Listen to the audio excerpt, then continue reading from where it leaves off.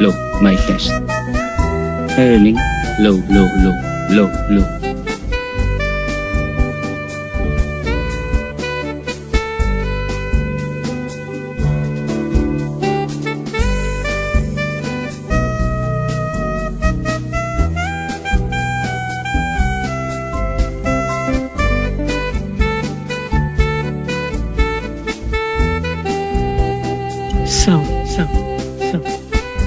Sound.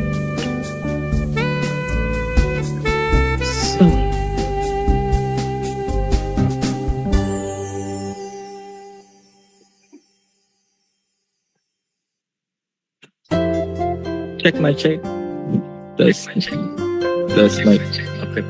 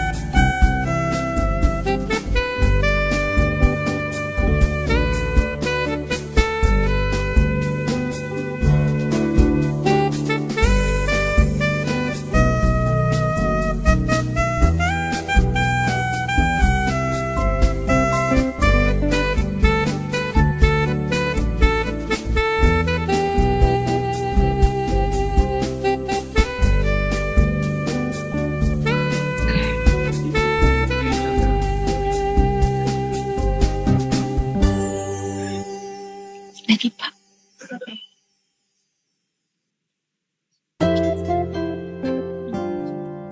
Ma'am Fish?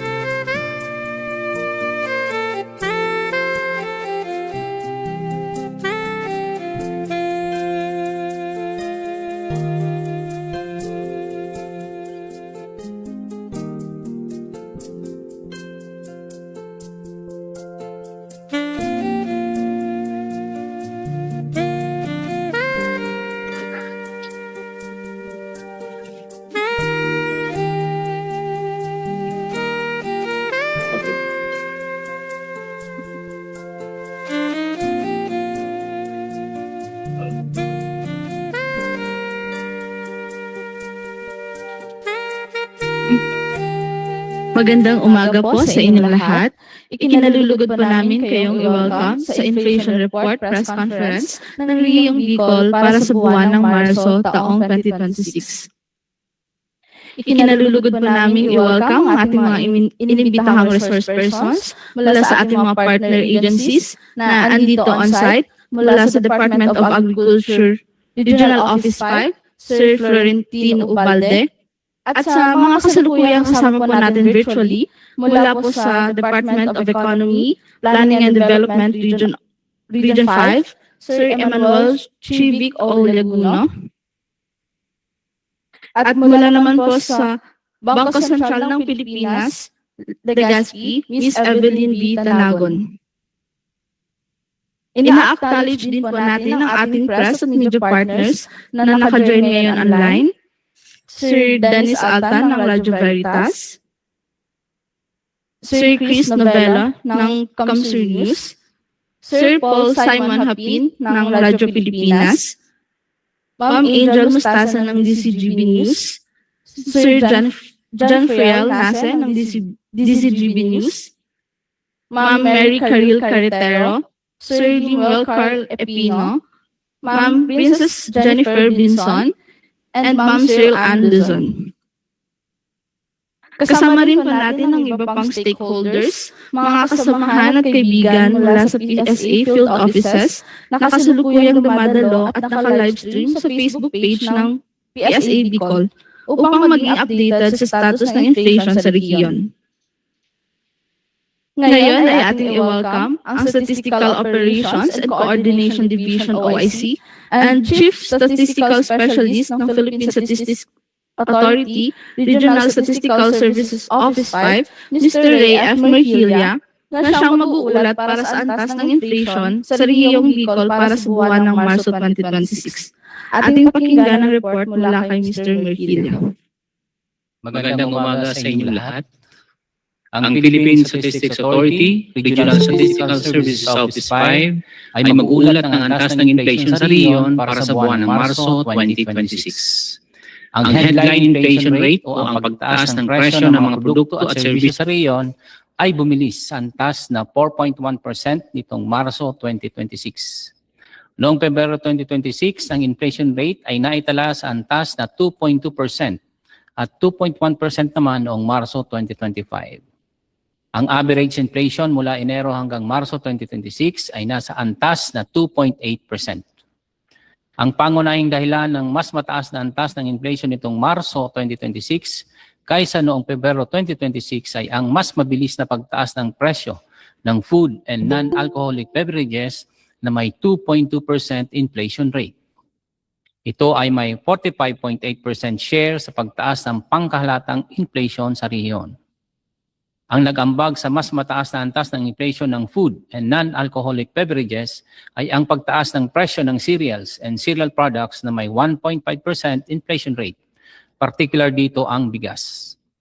Ang pangalawang dahilan ng mas mataas na antas ng inflation nitong Marso 2026 ay ang mas mabilis na pagtaas ng presyo ng housing, water, electricity, gas, and other fuels na may 6.8% inflation rate. Ito ay may 27.9% share sa pagtaas ng pangkahalatang inflation sa rehiyon. Ang nag-ambag sa mas mataas na antas ng inflation ng housing, water, electricity, gas, and other fuels ay ang mas mabilis na pagtaas ng presyo ng kuryente na may 11.1% inflation rate at renta sa bahay na may 5.7% inflation rate. Ang pangatlong dahilan ng mas mataas na antas ng inflation nitong Marso 2026 ay ang mas mabilis na pagtaas ng presyo ng transport na may 6% inflation rate. Ito ay may 24% share sa pagtaas ng pangkalatang inflation sa riyon. Ang pangunahing nag-ambag sa mas mataas na antas ng inflation ng transport ay ang mas mabilis na pagtaas ng presyo ng gasolina na may 22.6% inflation rate at diesel na may 52.2% inflation rate. Ang pangunahing nag-ambag sa overall inflation nitong Marso 2026 ay ang mga housing, water, electricity, gas, and other fuels. Ang commodity group na ito ay nagtala ng 6.8% inflation rate at 27.5% share sa pangkalatang inflation sa riyon. Ang pangunahing nag-ambag sa inflation ng housing, water, electricity, gas, and other fuels ay ang renta sa bahay na may 5.7% inflation rate at kuryente na may 11.1% inflation rate. Ang pangalawang commodity group na may pinakamalaking kontribusyon sa pangkalatang inflation nitong Marso 2026 ay ang food and non-alcoholic beverages na may 2.2% inflation rate at 23.7% share sa pangkalatang inflation sa riyon. Ang mga pangunahing nag-ambag sa inflation ng food and non-alcoholic beverages ay ang mga sumusunod. Fish and other seafood na may 5.6% inflation rate gaya ng tilapia. Fruits and nuts na may 15.3% inflation tulad ng niyog. At cereals and cereal products na may 1.5% inflation, particular dito ang bigas. Ang restaurants and accommodation services ang pangatlo sa may pinakamalaking ambag sa pangkalatang inflation nitong Marso 2026. Ang commodity group na ito ay nagtala ng 9.6% inflation rate at 15.5% share sa pangkalatang inflation sa riyon. Ang pangunahing nag-ambag sa inflation ng restaurants and accommodation services ay ang restaurants, cafe, and the like na may 9.6% inflation rate. Ang limang pangunahing commodities na nag-ambag sa overall inflation nitong Marso 2026 ay ang mga sumusunod. Restaurants, cafe, and the like na may 9.6% inflation rate at 0.6 percentage point share. Renta sa bahay na may 5.7% inflation rate at 0.6 percentage point share. Gasolina na may 22.6% inflation rate at 0.3 percentage point share. Kuryente na may 11.1% inflation rate at 0.3 percentage point share. At other pelagic fish na may 7.5% inflation rate at 0.2 percentage point share.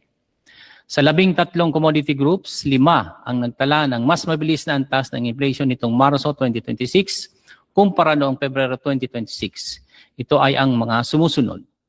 Food and non-alcoholic beverages na may 2.2% inflation rate. Alcoholic beverages and tobacco na may 4.9% inflation rate. Clothing and footwear na may 2.3% inflation rate. Housing, water, electricity, gas, and other fuels na may 6.8% inflation rate. At furnishings, household equipment, and routine household maintenance na may 5% inflation rate. Samantala, mas mataas ang naitalang inflation rate itong Marso 2026 sa transport na may 6% inflation rate. Samantala, 5 commodity groups naman ang nagtala ng mas mababang inflation rate itong Marso 2026. Ito ay ang mga sumusunod. Health na may 4.2% inflation rate. Information and communication na may 1.9% inflation rate. Recreation, sport, and culture na may 4.6% inflation rate. Restaurants and accommodation services na may 9.6% inflation rate at personal care and miscellaneous goods and services na may 4.9% inflation rate. Samantala, nagtala naman ng kaparehas na antas ng inflation noong February 2026 ang education services na may 1.9% inflation at financial services na may 0% inflation. 11 pangkat ng pagkain. Sa 11 pangkat ng pagkain, 5 ang nagpakita ng mas mabilis na pagtaas ng presyo nitong Marso 2026 kaysa noong Pebrero 2026. Ito ay ang mga sumusunod. Flour, bread, and other bakery products, pasta products, and other cereals na may 2% inflation rate. Milk, other dairy products, and eggs na may 0.8% inflation rate gaya ng itlog. Oils and fats na may 18% inflation. Fruits and nuts na may 5.3% inflation tulad ng saging. At ready-made food and other food products not elsewhere classified na may 4.4% inflation rate gaya ng infant formula. Samantala, nagtala naman ng pagtaas ng presyo nitong Marso 2026 ang bigas, matapos ang pagbaba nito noong Pebrero 2026 na may 1.4% inflation rate. Mas mabagal na pagtaas ng presyo naman nitong Marso 2026 ang naitala sa fish and other seafood na may 5.6% inflation rate, particular dito ang matambaka. Nagtala naman ng pagbaba ng presyo nitong Marso 2026 mula sa pagtaas ng presyo noong Pebrero 2026 ang vegetables, tubers, plantains, cooking bananas, and pulses na may negative 0.9% inflation rate, particular dito ang sibuyas. Samantala, nagtala ng mas mabilis na pagbaba ng presyo nitong Marso 2026 ang mga sumusunod. Mais na may negative 1.2% inflation. Meat and other parts of slaughtered animals na may negative 4.1% inflation tulad ng karne ng baboy. At sugar, confectionery, and desserts na may negative 3.3% inflation rate. Ang pinakamataas na inflation sa mga probinsya sa Bicol Region nitong Marso 2026 ay naitala sa Camarines Norte at Sorsogon na parehong nagtala ng 4.4% inflation rate. Samantala, ang pinakamababang inflation sa mga probinsya sa Bicol Region nitong Marso 2026 ay naitala sa Catanduanes na may 3.0% inflation rate. Kung iahambing sa inflation noong Pebrero 2026, lahat ng probinsya sa Bicol Region ay nagtala ng mas mataas na inflation rates nitong Marso 2026. Kung ihahambing sa inflation noong Pebrero 2026, lahat ng rehiyon sa labas ng National Capital Region ay nagtala ng mas mataas na inflation rates nitong Marso 2026. Kabilang dito ang Bicol Region. Ang inflation rate para sa bottom 30% income household nitong Marso 2026 ay bumili sa antas na 4.0%. Noong Pebrero 2026, ito ay naitala sa antas na 1.9% at 1.2% naman noong Marso 2025. Ang average inflation para sa bottom 30% income households mula sa Enero hanggang Marso 2026 ay nasa antas na 2.5%. Ang mga pangunahing dahilan ng mas mataas na inflation para sa bottom 30% income households nitong Marso 2026 kaysa noong Pebrero 2026 ay ang mas mabilis na pagtaas ng presyo ng mga sumusunod. Food and non-alcoholic beverages na may 2.3% inflation rate at 73.7% share. Housing, water, electricity, gas, and other fuels na may 8.6% inflation rate at 13.3% share. At transport na may 3.6% inflation rate at 11.1% share. Ang limang pangunahing commodities na nag-ambag sa overall inflation para sa bottom 30% income households nitong Marso 2026 ay ang mga sumusunod. Restaurants, cafe, and the like na may 9.9% inflation rate at 0.6 percentage point share. Other pelagic fish na may 7.6% inflation rate at 0.4 percentage point share. Kahoy na panggatong na may 10% inflation rate at 0.3 percentage point share.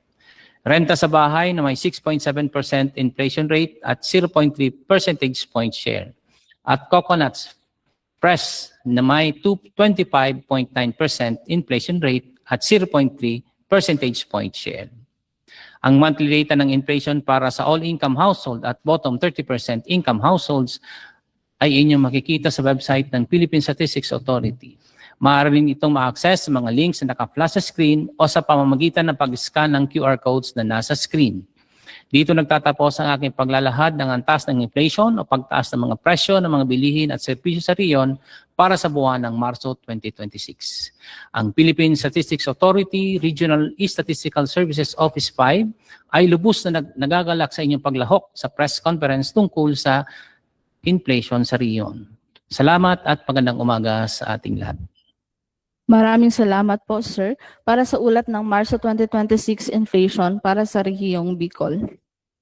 Bago po tayo magpatuloy sa ating open forum, muli po namin ipinakikilala ang ating mga resource persons mula sa DepEd.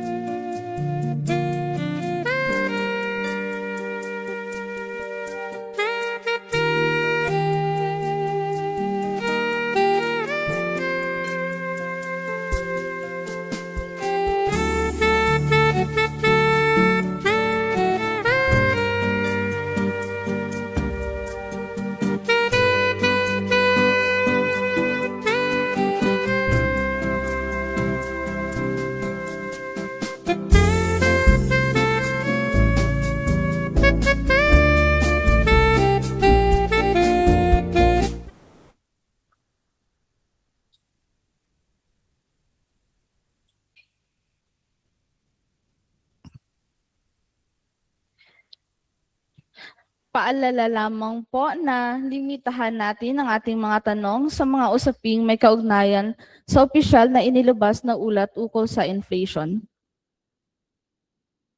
Ang ating mesa po ay bukas na para sa mga katanungan. Inaanyayahan po namin ang lahat na makilahok.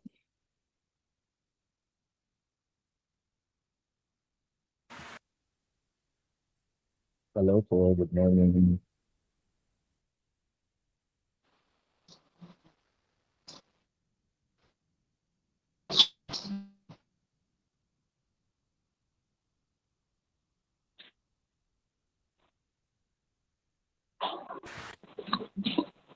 Hello ma'am, good morning. Pwede na po mag-ask ng question?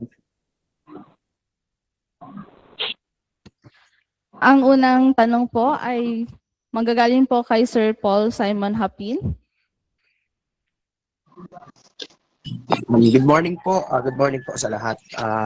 Una ko pong tanong is kay for BSP, the Bangko Sentral ng Pilipinas to Ma'am Tanagon po.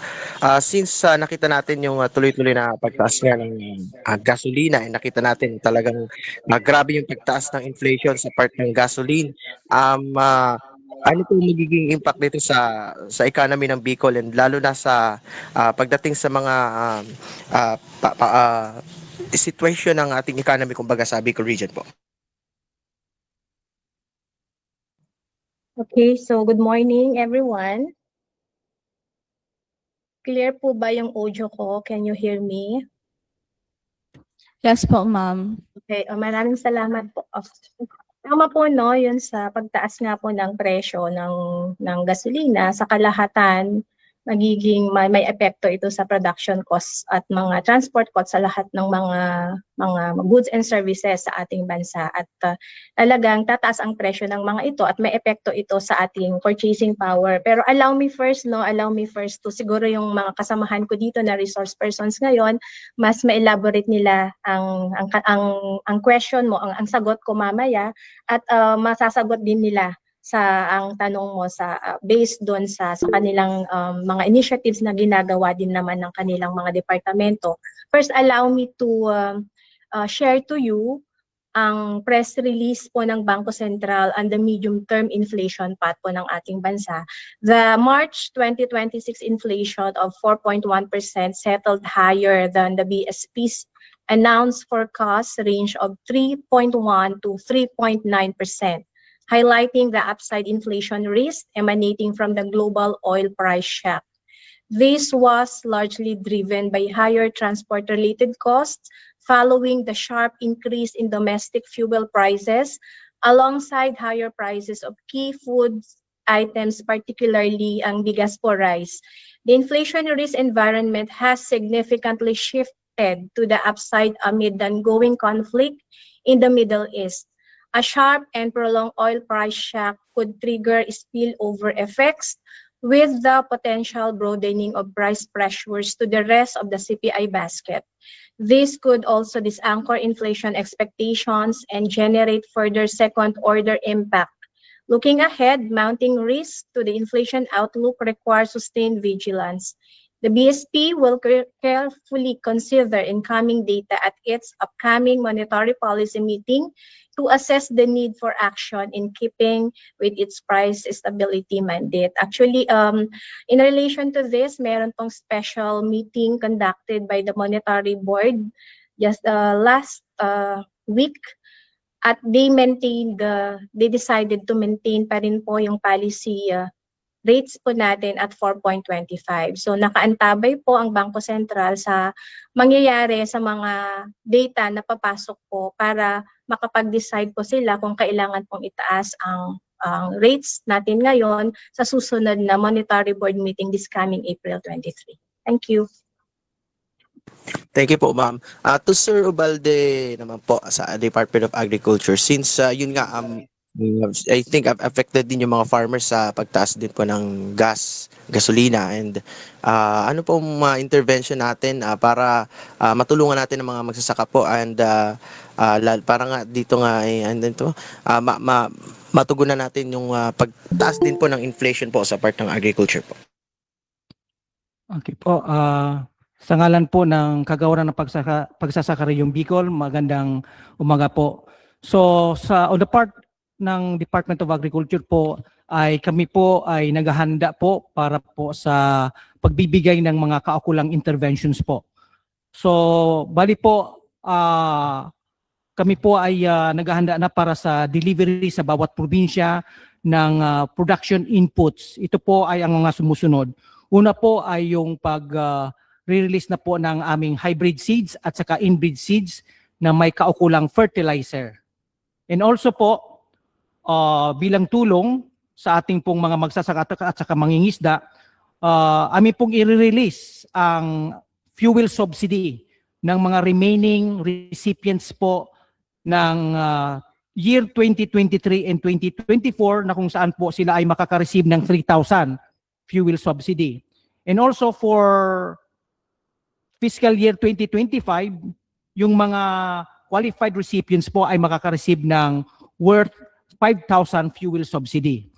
And on top of that, aming pong malugod na ibinabalita na we are now finalizing the official list of recipients po ng ating pong Presidential Assistance for Farmers and Fisher Folks. For Bicol, ang ating pong pamahalaan po ay mag-allocate ng around 604 million para po sa PAF or our Presidential Assistance for Farmers and Fisher Folks, na kung saan po ang bawat recipient ay makakatanggap ng halagang 2,325. I repeat po, 2,325, na kung saan po ang total recipients, farmers and fisher folks na makaka-receive po nito sa buong Bicol ay nasa 260,050 farmers. I repeat po, 260,050 farmers. Sino-sino po itong mga farmers and fisher folks? Ito po ang mga sumusunod. For rice farmers, around 169,000 plus rice farmers po ang makakatanggap po nitong PAF. And for our corn farmers, around 50,970. And for our sugarcane farmers, around 1,200 sugarcane farmers, and our fisher folks, nasa 38,400. So yan po ang initial intervention na ibibigay po, i-release po ng Kagawaran ng Pagsasaka in view of our inaharap na fuel crisis po. Salamat. Thank you po, sir. Thank you po. Ang atin pong susunod na katanungan ay mula po kay Sir Dennis Alta. Hi, good morning. Good morning, Sir Ray, and sa lahat pong guest. Sir Ray, for PSA po, with this 4.1 inflation rate po, kumusta po ang purchasing power ng peso ngayon? Yung purchasing power of peso natin ngayong March ay bumaba siya. From 0.73 noong February, naging 0.72 na lang siya ngayon. So yan po yung natin ng purchasing power. Epekto din po ito ng pag-increase po ng consumer price index natin na naapektuhan yung mga pagbilis ng presyo natin ng mga goods and services. Yan po. 0.72. Sige. Opo. For DA, sir, kay Sir Ubalde. Yes po. Sir, since kanina nabanggit po yung bigas, isa sa mga may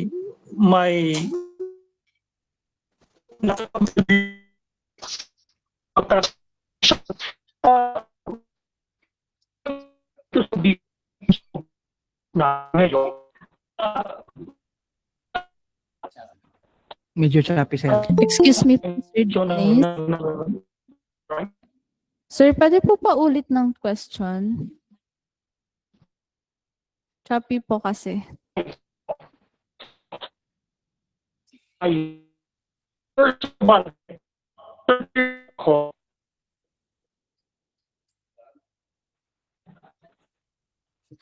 Sir, pwede po i-chat na lang po sa comments or sa chat box para po mabasa na lang po namin. sige po. Sige po. Siguro. Sir Dennis? Sir, pwede na dictate nyo na lang po. Naririnig na po yung audio nyo.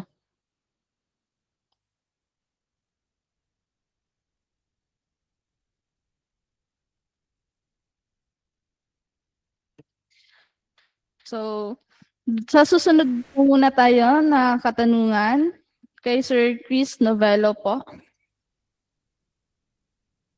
Hello po, good morning. Loud and clear po ako. Yes po. Apo. Ipa-reiterate ko lang po kay Sir Ray yung follow-up question kanina kay Sir Dennis.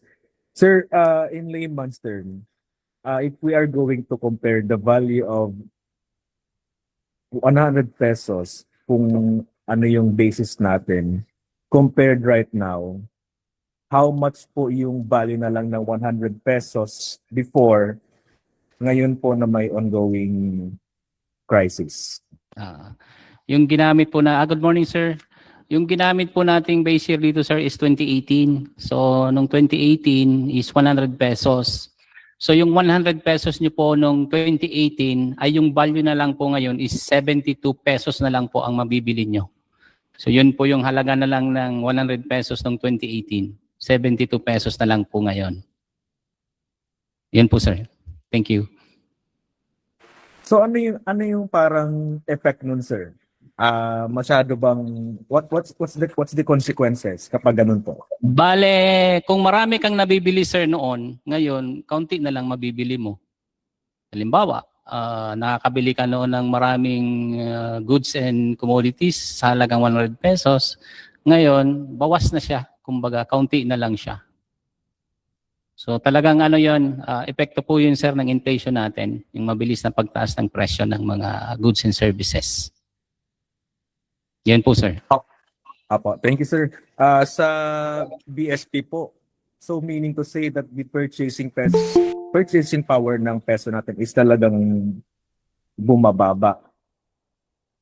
Yes po, dahil nga po sa pagtaas ng oil prices din at with the purchasing power at 0.72, so sabi nga ni Sir Ray, hindi na yung dating 1,000 or 100 pesos noon, konti na lang ang nagbibili ngayon. So ito yung tinatawag namin sa BSP na with the oil price increases, magkakaroon po ng second round effects. So pag with low purchasing power and tataas yung production cost, tataas ng transportation cost, so talaga pong ito yung second round effects na kailangang paghandaan po natin.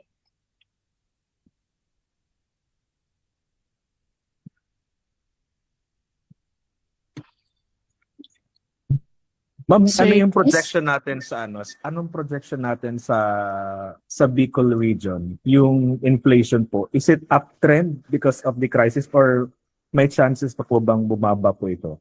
Actually, yun sa naganap na special meeting last week po na they decided to maintain po yung 4.25%. So hindi pa yun, kung titingnan po natin, ang trend dapat na ngayon because of the oil price increases ay dapat itaas na nga po itong policy rates ng ating bansa. Pero it was decided na hindi pa po, minentain pa po nila. So ang BSP po ay tuloy-tuloy po yung monitoring niya at sa susunod na Monetary Board meeting this coming April, antabayanan po natin kung itataas na po ang policy rates natin. Sa ngayon po, they decided to maintain po at 4.25. Pero sa pagtingnan natin po ang theories po natin, dapat po nga po talaga with pag ganito ang kalagayan ng isang bansa, ang talagang action na gagawin po ay itataas po ang policy rates natin para to curb inflation. Thank you po, thank you. Thank you. Susunod na katanungan po ay mula kay Miss Angel Mustasa. Hi po, good morning po. Good morning Sir Ray and Sir Florentino and from DepDev and sa BSP po. Ang una ko pong tanong is for Sir Ray. Sa DepDev po kay Sir Emmanuel Liaguno po. Sir, given po yung pagbilis ng inflation po natin ngayon na March, ano po kaya sir ang epekto po nito sa when it comes to economy of the Bicol region po? Okay, so good morning everyone. Opo. So, thank you for the question, ma'am. Ano? So, na-mention po kanina ni Ma'am Evelyn from BSP na may epekto talaga po ang pagtaas ng inflation, particularly sa production cost ng ating industry sector and also yung transport sector natin. So, kaya sobrang importante na ma-stabilize natin, mapababa natin as much as we can yung inflation, so that hindi gaano maapektuhan, especially yung one of the main source ng pagtaas ng inflation natin ay yung fuel, which affects all other sectors din. Yun nga, na-mention ko yung sa production, so apektado na din yung ating food sa agriculture and fishery sector. So yun po, kaya very important na ma-stabilize or ma-mitigate natin yung pagtaas pa ng ating inflation.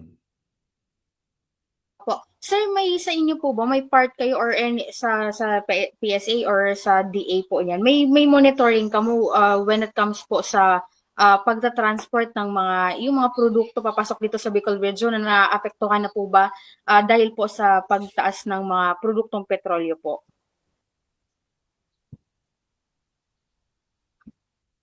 Sorry ma'am, the question is directed po to... Pwede po kayo sir kung may pwede po kayo maisagot po okay. regarding po doon. In terms of monitoring. I believe ma'am, Yes, po. in terms of monitoring of particular yung specific products natin, baka mas masagot po siya ng ating yung mga partner agencies such as baka si Sir Florentino po, baka may I'm sure si DA meron silang monitoring no, particularly for agriculture and fishery products. Thank you po. Okay po. Madam, actually for the Department of Agriculture po ay ongoing po, pinapaigting po namin ang monitoring in price in terms po ng ating prices. And in fact po ay nakikipag-ugnayan na po kami sa lahat ng mga local price coordinating council para po ating ma-monitor po ang mga pagtataas po ng presyo especially po ng ating mga agri-products. And with regards po doon po sa tanong po ninyo regarding po sa monitoring ng pag-transport, ay yung aming pong agribusiness division ay aming pong minomonitor yung pagpasok ng ating pong mga produkto. And syempre po, apektado rin po ang mga presyo po niyan.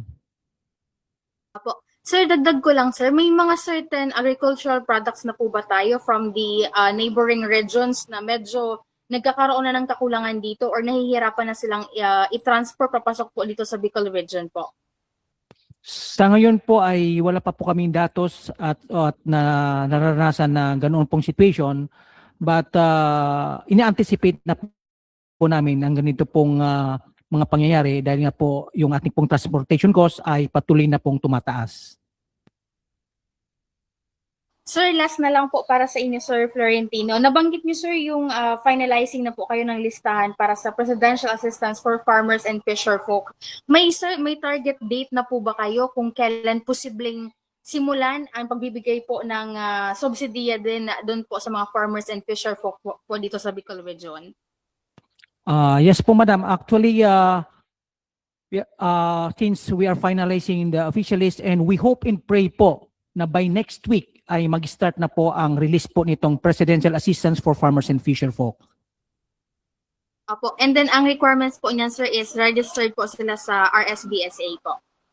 Yes, sir. Tama ko po, madam. And actually po, yung ating mga official list po ay coming from our RSBSA ay ating pong ibinalik sa mga local government units para po sa kanilang pag-filtering. Kasi po, from time to time, we are updating the list of the RSBSA kasi ang iba po dyan ay patay na. So, dapat po ay ma-update po sila para po mabigyan natin yung dapat na mabigyan nitong PAF. Apo. Thank you so much po. Sunod po na katanungan ay mula po kay Sir Paul Simon Hapil. Apo, sir, balikan ko ulit ang tanong kay Sir Ubalde po.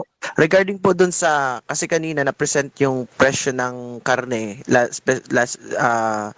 talagang mababa yung inflation rate. So, kamusta po ang supply ng karne sa Bicol region and kamusta na po yung kaso ng ASF if meron pa po? Thank you. Sa ngayon po sir ay based po sa aming price monitoring, ang ating pong pork, specifically liempo, ay may price range na 320 to 360. So sa ngayon po ay aming pong continuous po ang aming monitoring po sa regarding po dito sa supply po nating ng pork. But kung hindi po talaga po titigil pa po ang ating crisis na to, kaguluhan po sa Middle East, ay talaga pong maapektuhan po ang supply ng ating pork. And not only po ang pork, but also yung ating pong poultry products. Opo sir, pero yung sa ano po sir, yung sa case ng ASF, Yung kamusta sa po? case ng ASF, opo, yung sa case pong ASF po ay wala po tayong active case, but we have yung ating mga pink zones like in Cam Norte and Cam Sur po. Okay. Thank you po sir, thank you po. Any other questions po?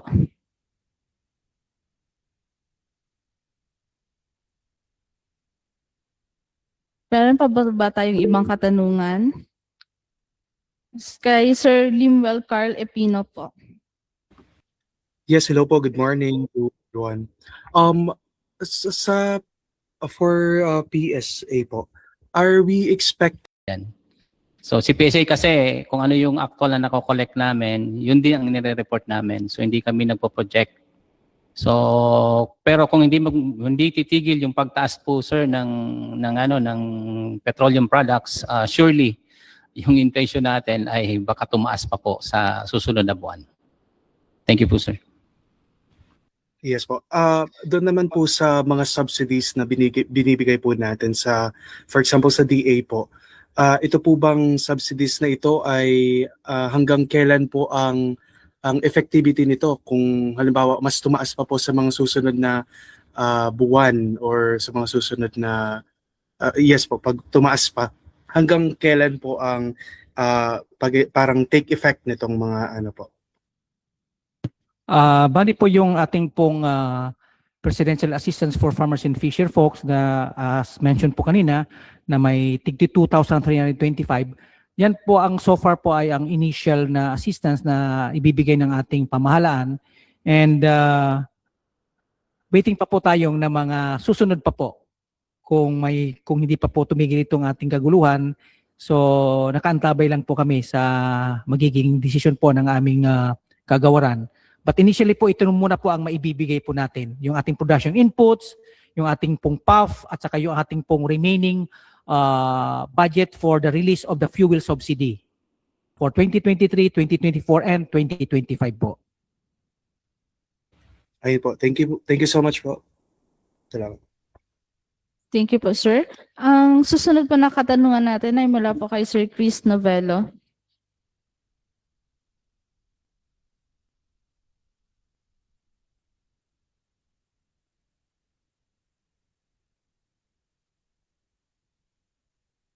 Sir Chris, you are acknowledged po.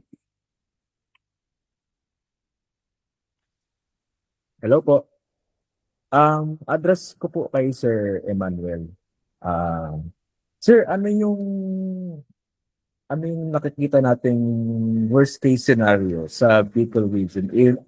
Magpapatuloy pa po yung crisis. Kasi even though may 2-week na ceasefire between Iran and the USA, what comes next? Yung scenario, kung mag-continue yung 2 weeks or after 2 weeks, bumalik na naman yung crisis or yung tensions between the US and the Iran po. Yes, sir. So, yun nga po, very volatile po kasi nung situation natin, especially hindi natin alam talaga kung ano yung mga mangyayari. Yes, merong 2 weeks na ceasefire, and nabalita din na because of that nagkaroon ng parang slight rollback or sa price ng per barrel natin, although we of course hindi naman siya agad-agad ma-feel na sa atin dito sa regional level. Kung magpatuloy, I would say, sir, pwedeng tumaas pa po yung ating pero hopefully hindi naman Hopefully hindi na din naman talagang tumaas, magdedepende nga kasi talaga siya sa magiging recent developments nitong war. So pero kung magpatuloy pa talaga siya, possible po na tumaas pa talaga yung ating prices for fuel. Though I do not hindi ko po ma-specify kung ano yung up to what level yung price na pwedeng abutin yung increase. Pero rest assured po that the government is doing it what it can po ngayon para hindi na siya tumaas or para ma-mitigate yung effects nito sa ating mga kapwa Bicolano dito. So yun, sir. Sir, in regional level, meron ba tayong mitigation plans or we are just replicating what the national government is doing right now? In the regional level, sir, I believe marami na ding mga interventions, at least for the short and medium term, yung ating mga partner agencies. Yun nga, na-mention kanina ni Sir Ubalde, yung for DA. And I believe for other agencies like DTI and BIFAR, marami din silang interventions, at least for the short and intermediate term. For the long term naman, pinupush din natin sa government yung dapat magkaroon na tayo ng other sources of energy, particularly yung mga renewable energy sources natin, very important. Sa ngayon, meron na tayong nakikita na paunti-unting may mga initiatives for the establishment of wind farm sa somewhere in Cam Norte and Cam Sur, mga ganyan. So hopefully magtuloy-tuloy na ito. Yun yung pinaka-plan ma-accelerate yung paglagay ng ating alternative sources of energy so that hindi na tayong sobrang dependent sa fossil fuel na tulad ngayon nagkakaroon ng mga global shocks na ganito, sobrang apektado tayo kasi very dependent tayo sa oil or sa fossil fuel na dinideliver sa atin. So if we would have alternative sources ng energy na pwedeng magamit, so at least kung magkaroon man ng mga ganitong scenario, hindi na tayo gaanong maapektuhan. So we can stand on our own kahit na hindi tayo and hindi na tayo magiging sobrang dependent sa oil and fossil fuel. So siguro yun, sir, yung pwede kong masabi for now. And also yung din, sir, mention ko din yung activation din nung yung if you've heard yung uplift committee na in-establish ni President under Executive Order 110. So yun, part of their function is to identify strategies din, national strategies na pwedeng ma-implement sa bansa natin para mas kumbaga mapabagal or mas ma-ensure yung continuity ng delivery of services pa rin sa mga tao. Yun, sir. Thank you po. Thank you, sir. Thank you. Thank you po, sir. Meron pa po ba tayong ibang katanungan?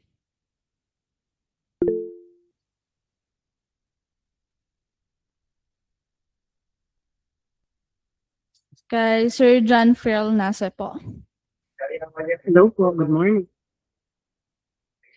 Clarification lang po for Sir Ubalde po. Sir, do we have or may I clarify if when po ang implementation pa po kaining delivery of production inputs and if may schedule na po kita kaso sa fuel subsidy po for the remaining recipients for the year 2023 to 2025? Okay po, thank you po, madam. Bali po, yung ating pong sa production inputs, yung ating farm inputs po, like hybrid seeds, inbreed seeds with fertilizer, ay by next week po ay mag-start na po ang delivery nitong mga farm inputs na to by provinces.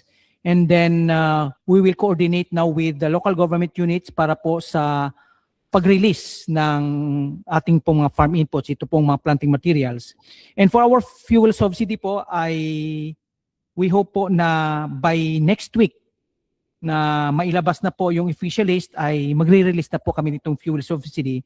And for our presidential assistance for farmers and fisherfolk ay yun nga po na-mention ko po kanina na we are also finalizing the official list, and we hope po na by next week and before the end of this month ay makapag-release na po kami. And as per information po, ang mangyayari po nito ay magkakaroon po kami ng caravan by municipality. So yan po ang initial pong info regarding po sa release po nitong PAF. Thank you, sir. Thank you po, sir.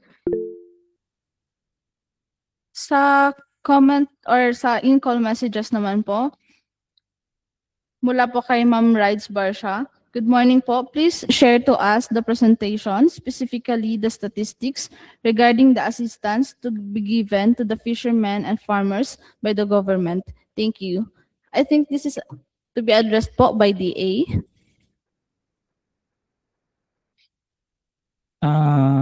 Bali po ma'am, wala po kaming presentation, but just to inform you po na ang allocation po, ang budget allocation po for our Presidential Assistance for Farmer and Fisher po or PAF for Bicol ay nasa 604 million. I repeat po, 604 million pesos po to cover around 260,050 farmers and fishers po. Another question po from Sir Paul Simon Hapin. Good morning po ulit. Sir Ubaldi po ulit. Sorry na, sir. Marami akong tanong. Regarding dito sa ano natin, yung sa bigas. Kasi napansin ko din kanina parang medyo nagtaas din yung bigas. So far, sir, kamusta yung supply natin ng bigas dito sa Bicol? And tuloy-tuloy pa rin ho ba ang ating 20 pesos bigas? Meron na program despite of the high inflation po? Apo, bali po sir, yung ating pong sa bigas ay since may mga local government units po ay ongoing po ang kanilang harvest, especially doon po sa mga nag-late planting po ng dry season 2026 ay so far ang ating pong supply ng bigas ay ng palay na nandyan pa rin po. At saka yung ating pong P20 ay through our National Food Authority ay ipagpapatuloy pa rin po natin yon. And considering na kanila pong minomonitor din po yung inventory po ng ating supply. And also gusto ko na rin pong to take this opportunity po regarding po sa ating production ng palay na kung magtutuloy-tuloy po itong ating gusot sa Middle East ay possibility po na maapektuhan po ang ating produksyon o ating harvest po for this cropping season, itong wet cropping. Dahil nga po na despite of the interventions na ibibigay po ng ating pong gobyerno ay hindi po sapat, especially po in terms of our chemical fertilizers. So yung ating pong abono talagang tataas din po ang presyo, kaya some of our farmers and siguro po majority of our farmers cannot afford po itong taas presyo ng ating fertilizer, kaya medyo mababawasin po din ang kanilang application sa kanilang farm.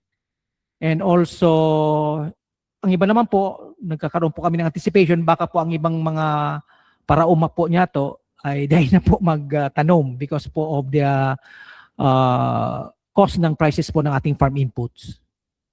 But ginagawa po ng ating pong pamahalaan to the Department of Agriculture na pakikipag-ugnayan po sa ating mga lokal na pamahalaan through the provincial and municipal local government units na magkaroon po ng pagkakaisa, convergence, para po in one way or another ay matugunan po natin ang pangangailangan nating mga farmers and fisher folks. Thank you so much po, sir. God bless po. Thank you po, sir. Meron pa po bang ibang katanungan? Mula po sa messages, clarify ko lang po kay Sir Florentino, ilan po yung matatanggap ng farmers? 2,300 po. Yung ating pong Presidential Assistance for Farmers and Fisher Folk po, ang makakatanggap po nito ay nasa 2,000, to be exact po, 2,325 pesos. Para po ito, initially po ang mabibigyan po nito ay ating mga rice farmers, corn farmers, sugarcane, and fisher folk. So, makipag-ugnayan po yung ating pong mga farmers and fisher po, makipag-ugnayan po sa ating pong local government units para po matulungan sila na ma-finalize na po ang listing. Thank you po, sir. May katanungan po mula kay Ma'am Rides Barsha. May we have a number of fishermen and farmers by provinces po? How much fuel subsidy to be given to each farmers and fishermen? Farmers are tilling their farmlands with different sizes or hectares. Will those farmers with bigger farmlands will be given bigger fuel subsidy? Actually po, nag-conduct po ang Department of Agriculture po ng tinatawag na KYC, yung Know Your Client. So actually po, itong sa fuel subsidy po, ang magiging recipient po nito ay ang mga Farmers Association o farmers na mayroon pong mga makinarya na siya po ay registered po sa aming tinatawag na ABIMES. So actually, nag-campaign na po kami nito sa mga local government units at nagpa-register na po ang ating pong mga farmers association and even po mga individual farmers na may sarili pong machineries na basta po ito po ay naka-register po. Thank you po, Sir Florentino. Meron pa po bang ibang katanungan?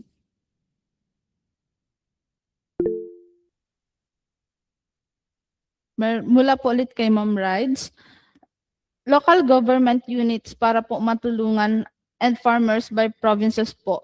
How much fuel subsidy to be given to each farmers and fishermen farmers are telling their farmlands with different sizes or hectares? Will those farmers with bigger farmlands will be given bigger fuel subsidy?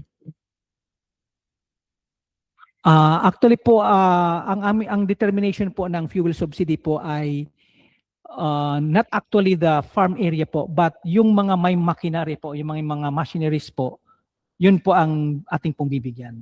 Regardless po of the farm area. Thank you po, sir. Any other questions po?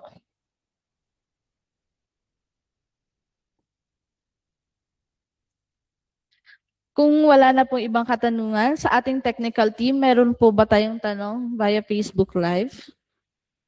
So, wala rin po. Kung wala na po tayong ibang katanungan, meron po bang announcement na naisipahayag ang ating mga resource persons? Unahin po natin sa DepDev 5. For DepDev po, wala naman po. Thank you po. For Bangko Sentral ng Pilipinas, Legazpi po. Yes po, ang Bangko Sentral po ay patuloy na nagmo-monitor ng kasalukuyang kalagayan ng ekonomiya natin at isaalang-alang po ito sa susunod na meeting, itong Monetary Board meeting this coming April 23 upang masuri kung kinakailangan ang mga hakbang para mapanatili ang katatagan po ng ating presyo alinsunod po sa mandato nito sa price stability. Maraming salamat po. Thank you po, Ma'am Evelyn. For DA po, may announcements po ba kayo? For the Department of Agriculture po ay kami po ay umaapila po sa local government units, especially po sa kanilang pong mga farmers and fisher po na medyo kaunting pasensya po na antabayanan po ang release po ng Presidential Assistance for Farmers and Fisher po kasi we are ongoing po ang finalization po ng official list and also syempre po yung pagbaba ng pondo. So antabayan po ninyo because we are going to announce this with the local government units and also po para po maantabayan natin po ang mga informasyon at saka mga programs and projects mo ng Department of Agriculture po ay kindly visit our Facebook page and also po yung ating pong price monitoring doon po sa AMAD DAR FO5. Repeat po, AMAD DAR FO5 para po inyo po makita po yung price monitoring po namin daily. And then also po ay antabayan lang po ninyo para po ma-inform po ang ating po mga farmers and fisher po. But wag po kayong mag-alala na ito pong PAF ay may release po sa lalong madaling panahon. Just waiting po for the final guidelines and final advice from our central office. Salamat po. Thank you po, Sir Flor. Sa PSA naman po. Para po sa PSA, magkakaroon po kami ng Regional Accounts of the Philippines News Conference or yung measurement natin ng economic performance ng Bicol Region sa April 2026. Actually po, simultaneous po nationwide nagaganapin yung Gross Regional Domestic Product and Gross Regional Domestic Expenditure News Conference. Magaganap po yan sa April 23. Abangan po nila. Thank you. Thank you po, Sir Ray.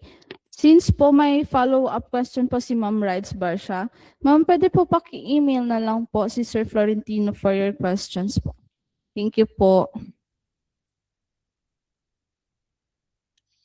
So, sa muli po, nais naming ipaabot ang taus-pusong pasasalamat sa ating mga resource persons mula sa Department of Agriculture, Department of Economy, Planning and Development 5 at sa Bangko Sentral ng Pilipinas, Legazpi, at sa ating mga media partners at stakeholders para sa patuloy na pagtangkilik at walang sawang suporta sa mga programa at serbisyo ng Philippine Statistics Authority.